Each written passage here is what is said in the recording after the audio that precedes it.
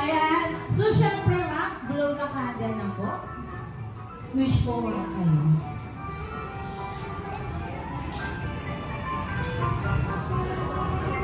Ayun. Palakpakan naman natin si Ma'am Teresa. Ayan. So, syempre, Ma'am Teresa, do you have any message for your visitors and also to your children po? Una siguro sa, salamat Lord.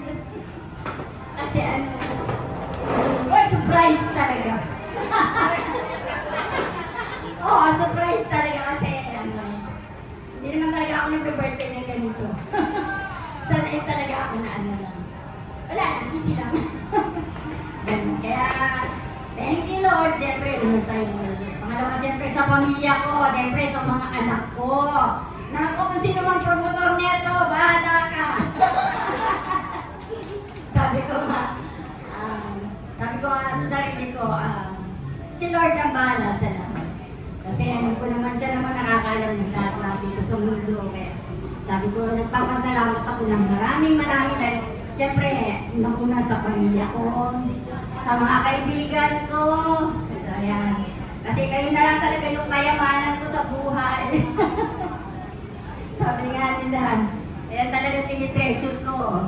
Yung mga anak ko, mga apo, malugang, mga kamag-anak ko, mga kapatid ko siyempre. Ayan, mahal na mahal ko kayong lahat. Kaya sabi ko nga, surpresa talaga sa akin to. Sabi ko, tapos sabi ko, mga aking mga kaibigan na talagang tinitreasure ko rin sa buhay ko yan. Iba-ibang aspeto ng mga kaibigan ko, pero lahat yan mahal ko. Simula sa pagkabata hanggang sa edad ko ng sino. Lahat kayo, ganun din yung mga aming mga close nearest friend, sa pamilya.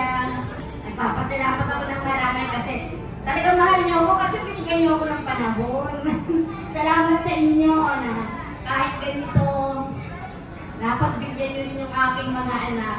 Hindi ko talaga alam to, sorpresa lang to. Kaya nagulat ako nung nalaman ko ngayong hapon na ito ang kanilang aking birthday gift. At salamat at sa 60 years na bigay ni Lord. Salamat Lord, nagpapasalamat ako ng marami. Yun lang naman ang aking, yung mga wish ko sa akin. Kami na ni Lord nagkakaintindihan. Maraming salamat, maligaya ako kasi nagkaroon ako ng birthday na ganito. Bukod pa doon sa libo na binigay ng mga magulang ko. And then ito naman yung sumunod. Kaya masaya ako kasi siguro lahat yata ng wish ko nalo ni Lord eh. Kaya sabi ko sa kanya, ano pa ba? Dapat humili labis-labis yung pasasalamat ko. Hindi ko talaga ma-express sa sarili ko na Lord. Ganito pala ako kamahal.